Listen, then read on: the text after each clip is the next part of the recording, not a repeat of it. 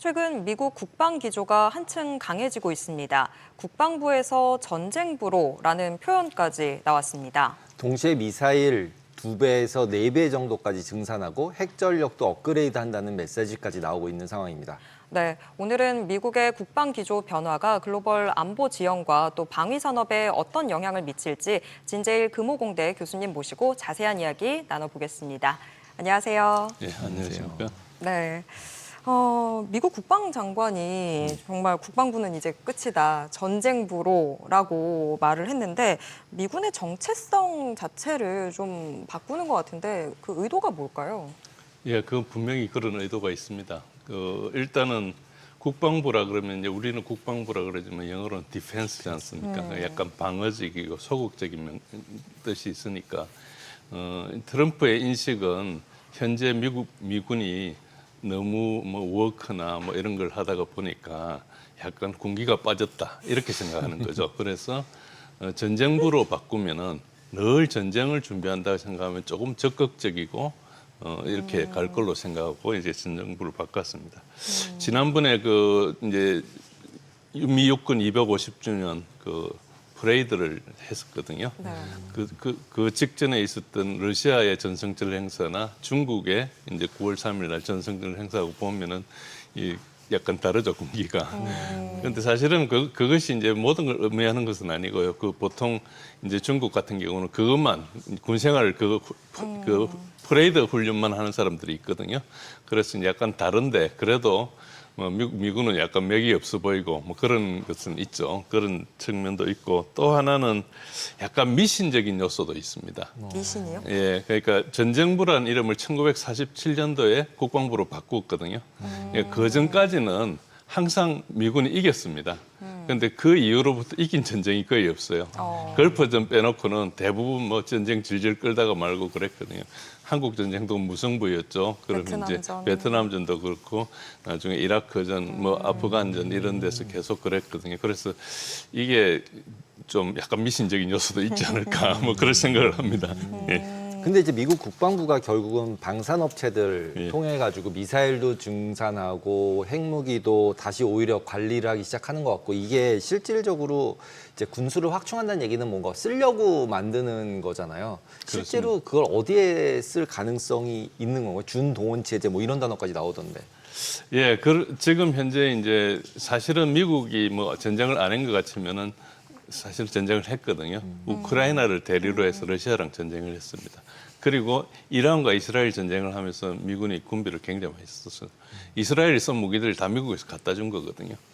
그러니까 미국 방산업 산업에서는 굉장히 많이 생산해가지고 대부분 썼거든요. 그러니까 미국 병기고가 비어 있습니다, 사실상. 그래서 우리나라한테도 포탄 빌리러 오고 그랬지 않습니까? 실제로 미사일 같은 거 많이 비어 있고 그래서 일단 그걸 채워야 되는 게 급하고요. 그리고 러시아 우크라이나 전쟁을 쭉 한 3년 반 동안 보니까 러시아가 생산력이 엄청 뛰어나고 하니까 그리고 기술력도 많이 뛰어나고 특히 전쟁하면서 진화를 하니까 이제 이 미국에 비상이 걸렸어요. 그 비상 걸린 것은 일반한테 안 알려져 있지만은 2023년 한 해 내내 미국 방산업체를 조사를 했어요. 고빈이라는 데이터 업체가 조사하는 연구비만 3억 5천만 불. 우리 돈으로 한 5천억 원 들여서 미군을 샅샅이 뒤졌어요. 그래가지고 그 장비들이 어디서 소싱하는지 중국에서 오는 게 되게 많은 거예요. 그러니까 이거를 이제 비상이 걸리고 중국하고 전쟁을 하면 생산을 못하는 입장이 되잖아요. 그래서 이제 그 다음에 2024년도 1월달에 지금부터 한 1년 반 전에 뭘 하는 거니까 미국의 방위산업 전략 보고서라는 걸 만들어요. 그러니까 전략서로 들어가는 겁니다. 국방 전략, 군사 안보 전략 이런 것처럼 그렇게 들어가 가지고 이제 방위산업을 어떻게 이제 항상 전쟁할 때 그야말로 공백이 생기지 않게 하느냐 그 전략을 만들었죠. 그런데 그런 것들은 이제 이야기를 잘 안 해요. 미국이 약하게 보일까 봐. 근데 실제로는 굉장히 약했죠.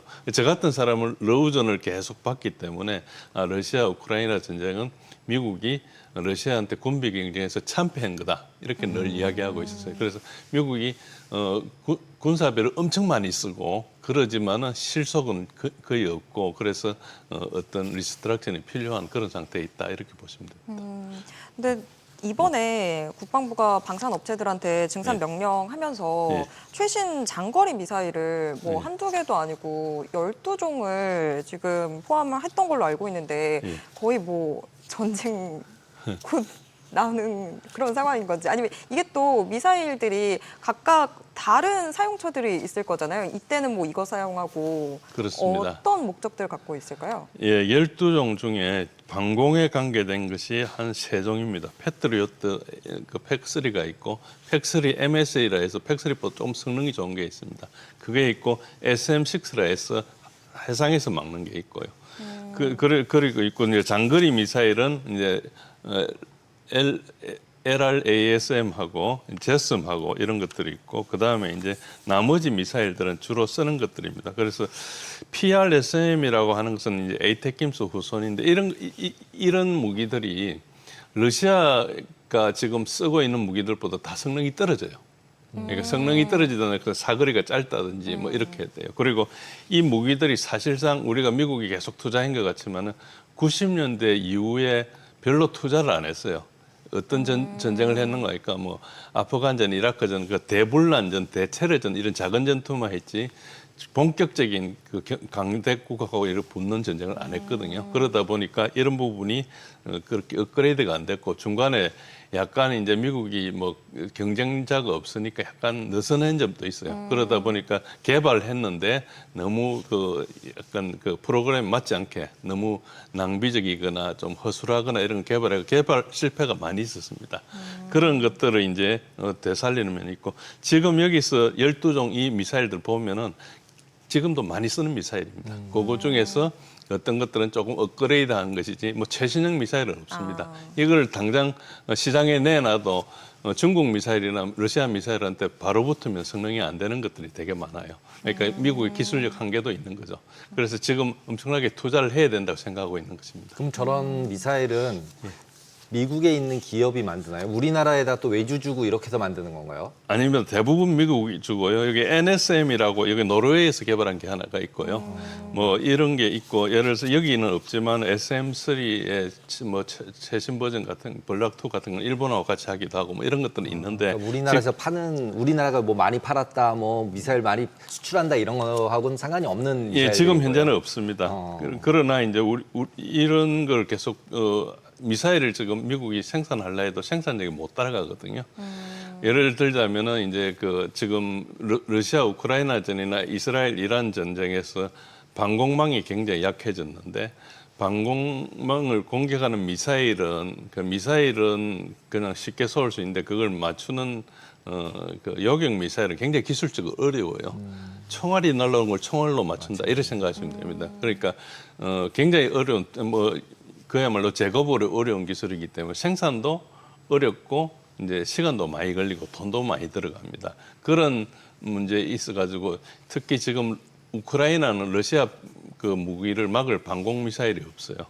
그리고 이란 이라크전에서도 이란 이스라엘 전쟁에서도 이란이 막 터지다가 이제 미사일을 쏘지 않습니까? 그 쏜 미사일이 600개 개발됐는데 그 중에 35%만 요격을 했어요. 이스라엘 방공 시스템이 세계에서 최고거든요. 미국에도 그런 시스템이 다 없어요. 그러니까 다 미국 기술이지만은 그 좁은 그 안에 굉장히 밀도 높게 가지고 있었는데도 사실 굉장히 많이 터졌죠. 그래서 방공이라는 게 기술적으로 굉장히 어려운 거다. 그래서 이 방공 같은 경우는 우리나라도 기회가 좀 있을 거라고 생각합니다. 근데 지금 또 트럼프 대통령이 또 건드리고 있는 게 또 핵도 있지 않습니까? 뭐 다시 트럼프 2기의 국방 전략이 그러면 핵 중심 억지력으로 돌아가게 되는 건지 교수님 어떻게 보세요? 그러니까 핵도 마찬가지입니다. 핵이 이제 미국이 핵을 계속 우위를 가지고 있었고, 이제 핵은 탄두가 있고 투발 수단이 있습니다. 탄두는 러시아하고 거의 같은 수를 가지고 있습니다.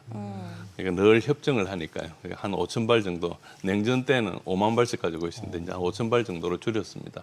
그런데 실제로 그 투발 수단은 러시아는 2008년 이후에 한 10년간 엄청 개발해가지고 극초음속 미사일로 다 바꿨거든요. 그런데 미국은 옛날 미사일, 한 4, 50년대 미사일 쓰고 있어요. 그래서 트럼프 1기 때 핵전력을 업그레이드 해야 되겠다 해가지고 이제 업그레이드 계획을 냈어요. 일단 당장은 이제 그 너무 오래되면 신뢰성이 떨어지고 하니까 정비하고 해서 조금 새로운 걸로 했지만 이제 최신의 결국은 이제 극초음속 미사일로 바꿔야 되는데 미국이 극초음속 미사일 기술이 아직 실전에 증명이 안 됐어요. 그러니까 이제 트럼프 대통령이 옛날에 투자를 했다. 이것은 자기가 일기 때 투자를 했다는 것이고요. 그리고 계속 업그레이드 하겠다는 것은 지금 말씀드린 기술적인 부분에 대해서 이제 투자를 하겠다 이런 뜻으로 봐야 됩니다. 그러니까 이 부분은 사실 러시아한테 굉장히 뒤처지고 있다는 이야기를 말을 못 하잖아요. 그걸 못 해놓고 우리가 러시아한테 뒤처지니까 합시다 이렇게 못 하니까 이제 이런 표현을 하는 건데 핵은 핵 성능 자체는 비슷하지만은 투바라는 수단은 이제 미국이 가지고 있는 것 중에 유일하게 러시아하고 비슷한 수준이 뭔가니까 이제 잠수함 발사 미사일입니다.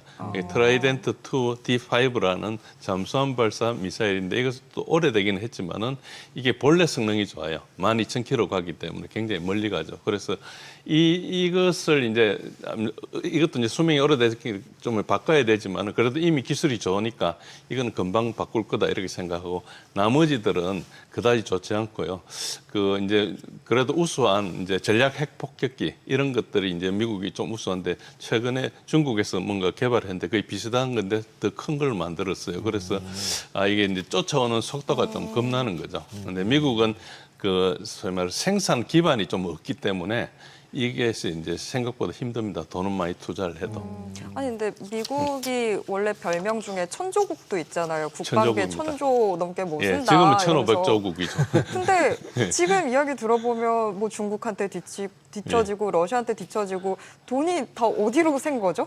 예, 일단은 예를 들어 러시아하고 미국하고 비교해 보면은 한 러시아 국방비가 미국의 한 15% 정도 씁니다. 그것도 최근에 전쟁한다고. 그런데 1인당 국민소득은 한 9배 차이 나거든요. 그러니까 그 상당히 인건비가 들어가잖아요. 그러니까 일단 비용 자체가 한 10배 정도 비싼 비용이다. 기본적으로 구조 자체가. 그런 게 있고 두 번째는 이제 이 약간 느슨해요. 그러니까 어떻게 보면은 이제 90년대 이제 그 탈냉전을 하면서 방위산업재들이 필요가 없으니까 축소를 해야 되지 않습니까? 그 축소를 미 국방부에서 막 드라이브를 했어요. 그걸 하면서 이제 강제로 합병을 시켰어요. 그래가지고 빅5만 남았어요.